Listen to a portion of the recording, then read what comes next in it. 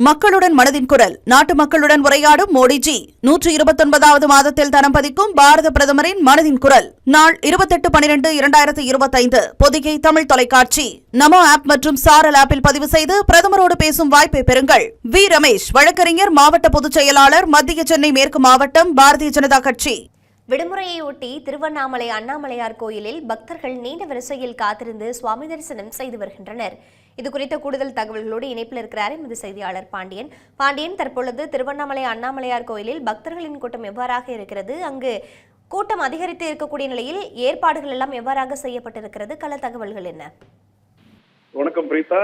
திருவண்ணாமலை அண்ணாமலையார் கோயில் விடுமுறை தினமான இன்று சுமார் ஆயிரக்கணக்கான பக்தர்கள் 5 மணி நேரத்திற்கு மேல் நீண்ட வரிசையில் காத்திருந்து சாமி தரிசனம் செய்து வருகின்றனர். விடுமுறை தினமான இன்று அதிகாலை அண்ணாமலையார் கோயில் நடை திறக்கப்பட்டு ஆகம விதிப்படி அண்ணாமலையார் மற்றும் உண்ணாமலை அம்மனுக்கு சிறப்பு அபிஷேக ஆராதனைகள் செய்யப்பட்டது. இதனைத் தொடர்ந்து இன்று காலை முதலே தமிழகத்தின் பல்வேறு மாவட்டங்களில் இருந்தும் ஆந்திரா, தெலுங்கானா, கர்நாடகா, கேரளா உள்ளிட்ட பல்வேறு வெளி மாநிலங்களில் இருந்தும் ஆயிரக்கணக்கான பக்தர்கள் திருவண்ணாமலைக்கு வருகை புரிந்தனர்.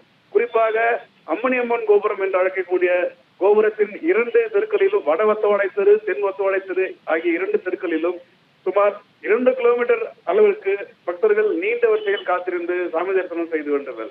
இதனைத் தொடர்ந்து அம்மணியம்மன் கோபுரம் வருகிய பக்தர்கள் காத்திருக்கும் கூட்டத்தில் ஆயிரக்கணக்கான பக்தர்கள் 5 மணி நேரத்திற்கு மேல் காத்திருந்து அண்ணாமலையார் கோயில் சாமி தரிசனம் செய்து வருகின்றனர்.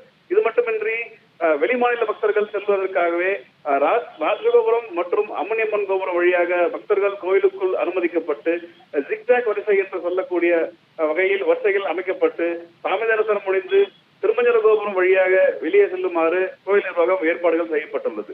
மேலும் தற்போது நீண்ட வரிசையில் காத்திருந்து பக்தர்கள் சாமி தரிசனம் செய்து வரும் நிலையில் வெளிமாநில பக்தர்களுக்கு இடையே வாக்குவாதமானது ஏற்பட்டு வருகிறது. பிரீதா,